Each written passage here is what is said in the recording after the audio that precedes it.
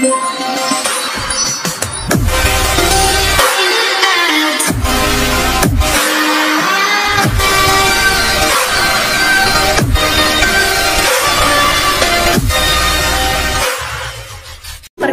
saya Miranda Ayu Rahmadini dari Universitas Sriwijaya.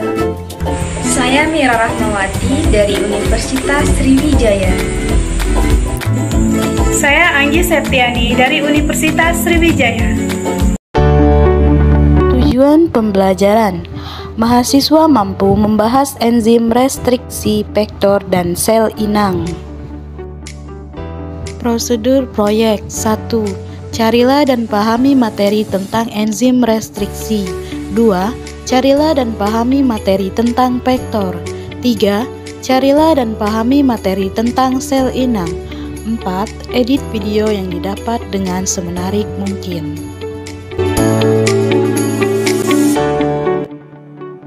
Enzim restriksi adalah enzim yang berperan untuk memperoleh suatu urusan DNA dengan memotong genom DNA menjadi fragmen-fragmen dengan cara memotong ikatan fosfodiester pada untaian DNA.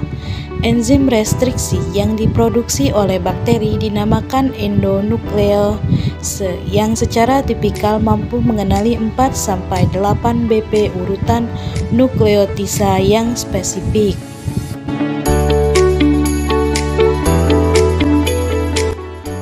Tidak ada yang sama dengan enzim restriksi, karena enzim restriksi ini memiliki peranan untuk memperoleh suatu DNA dengan memotong genom DNA menjadi fragmen.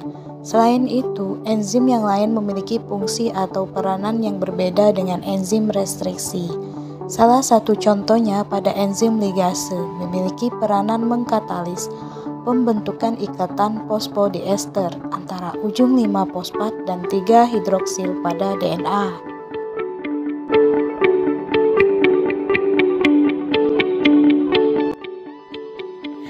Vektor adalah molekul DNA yang membawa suatu DNA asing ke dalam sel inang, dengan harapan sifat yang ada pada DNA asing tersebut dapat terekspresi dalam sel inang.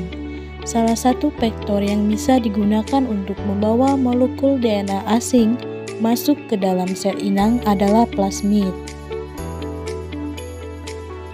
Sel inang dipilih berdasarkan tujuan kloning dan asal gen yang dikloning.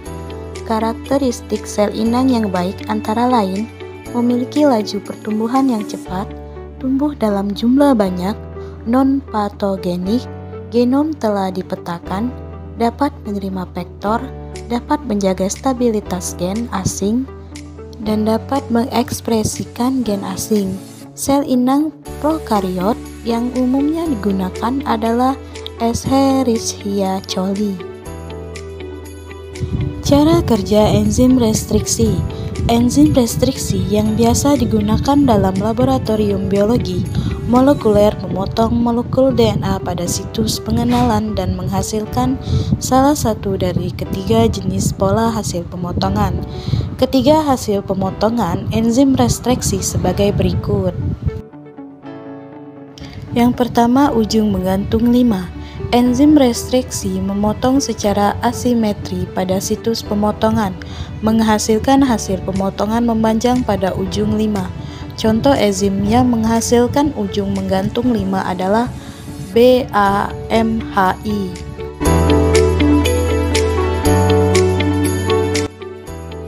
Yang kedua, ujung menggantung 3. Enzim restriksi ini juga memotong secara asimetri pada situs pengenalan, namun menghasilkan potongan memanjang pada ujung 3. Contoh enzim yang menghasilkan pola seperti ini adalah KPNL.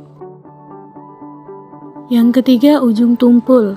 Enzim ini memotong secara simetris antara kedua utus DNA sehingga menghasilkan ujung tumpul.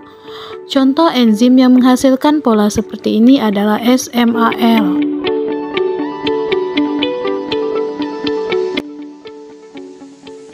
Dalam rekayasa genetik digunakan dua jenis enzim, yaitu enzim restriksi endonuklease dan ligase.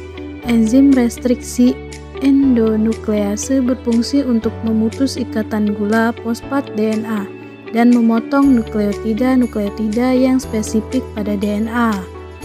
Oleh karena itu, enzim restriksi disebut gunting molekuler, sedangkan DNA ligase adalah enzim yang berfungsi untuk menyambungkan fragmen-fragmen DNA dengan cara membentuk ikatan diester antara dua nukleotida. Ciri-ciri vektor yang dapat digunakan dalam rekayasa genetik, salah satu contohnya plasmid. 1. Ukurannya relatif kecil dibanding dengan pori dinding sel inangnya. 2. Mempunyai sekurang-kurangnya 2 gen marker yang dapat menandai masuk tidaknya plasmid ke dalam sel inang. 3. Mempunyai tempat pengenalan restriksi sekurang-kurangnya di dalam salah satu marker yang dapat digunakan sebagai tempat penyisipan fragmen DNA asing. 4. Memiliki titik awal replikasi sehingga dapat melakukan replikasi dalam sel inang. Jenis-jenis vektor terdapat 6 macam, yaitu 1. Plasmid merupakan vektor cloning yang paling sering digunakan dalam proses cloning pada bakteri. Plasmid adalah DNA ekstrak kromosomal yang biasanya berbentuk sirkuler dan plasmid ini ditemukan dalam sel bakteri. 2. Bakteriofaga merupakan virus yang menginfeksi bakteri dengan memasukkan DNA-nya ke dalam bakteri inang. DNA virus dapat dimanipulasi dengan cara disisipi gen asing kemudian dimasukkan ke dalam bakteri.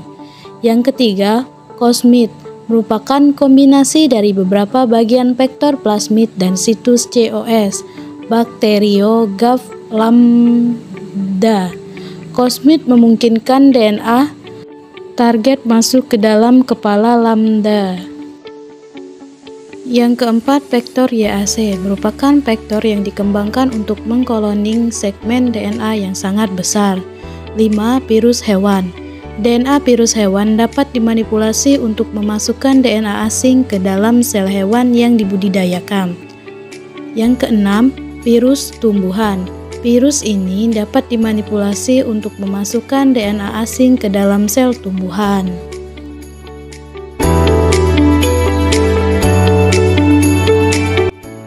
Enzim restriksi adalah enzim yang berperan untuk memperoleh suatu urutan DNA dengan memotong genom DNA menjadi fragmen-fragmen dengan cara memotong ikatan fosfodiester pada untaian DNA. Tidak ada yang sama dengan enzim restriksi. Vektor adalah molekul DNA yang membawa suatu DNA asing ke dalam sel inang. Sedangkan sel inang dipilih berdasarkan tujuan cloning dan asal gen yang dikloning. Karakteristik sel inang yang baik antara lain memiliki laju pertumbuhan yang cepat, tumbuh dalam jumlah banyak, non-fotogenik, genom telah dipetakan, dapat menerima vektor, dapat menjaga stabilitas gen asing, dan dapat mengekspresikan gen asing. Cara kerja enzim restriksi terdiri dari 3, yaitu ujung menggantung 3, ujung menggantung 5, dan ujung tumpul. Salah satu ciri-ciri vektor yang dapat digunakan yaitu plasmid dengan ukuran relatif kecil dibanding pori dinding sel inang, mempunyai sekurang-kurangnya 2 gen marker, dan memiliki titik awal replikasi, serta jenis-jenis vektor terdapat 6 macam, yaitu plasmid, bakteriofaga, cosmid, vektor YAC, virus hewan, dan virus tumbuhan.